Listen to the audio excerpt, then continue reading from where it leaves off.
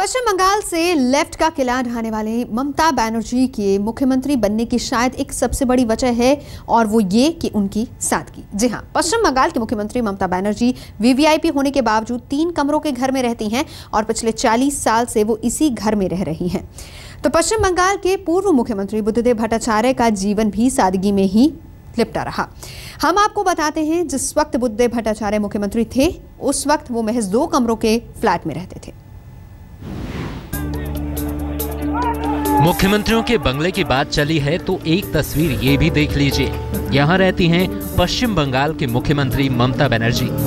सादे लिबास और साधारण जीवन शैली के लिए जानी जाने वाली ममता बनर्जी का घर भी उतना ही साधारण है।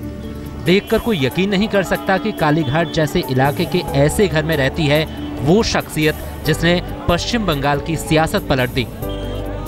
पश्चिम बंगाल की सियासत में बड़ा उलटफेर करने वाली ममता को सीएम की कुर्सी पर भी बैठे हुए 2.5 साल हो गए, लेकिन घर वही है जहां पिछले 40 साल से रह रही हैं ममता बनर्जी।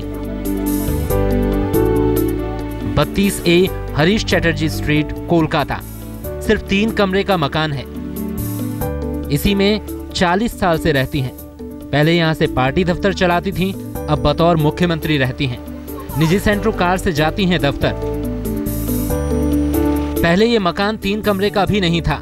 सियासी गतिविधियां बढ़ने के बाद ममता ने इसे बढ़ाकर 3 कमरे का बनवाया। एक में खुद रहती थी और 2 कमरे से पार्टी का संचालन करती थी। अब मुख्यमंत्री बनने के बाद कामकाज का दायरा बढ़ा तो पार्टी दफ्तर अलग कर दिया। फिर भी 3 कमरे से मुख्यमंत्री का काम चल जाता है। ये अपने आप में सादगी की मिसाल है। ऐसी मिसाल ममता से पहले बुद्धदेव भट्टाचार्य भी पेश कर चुके हैं। ज्योति बसु के बाद पश्चिम बंगाल की कमान संभालने वाले बुद्धदेव भट्टाचार्य 3 कमरे के फ्लैट में रहते थे।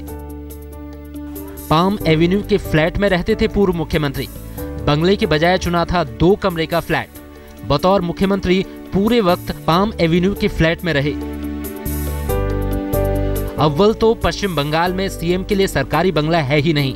सबसे ज्यादा समय तक राज करने वाले ज्योति बसु भी पीडब्ल्यूडी के गेस्ट हाउस में रहते थे। ये गेस्ट हाउस भी 70 के दशक में इंदिरा गांधी के दौरे पर बनाया गया था। तब से इसे इंदिरा भवन के नाम से जाना जाता है।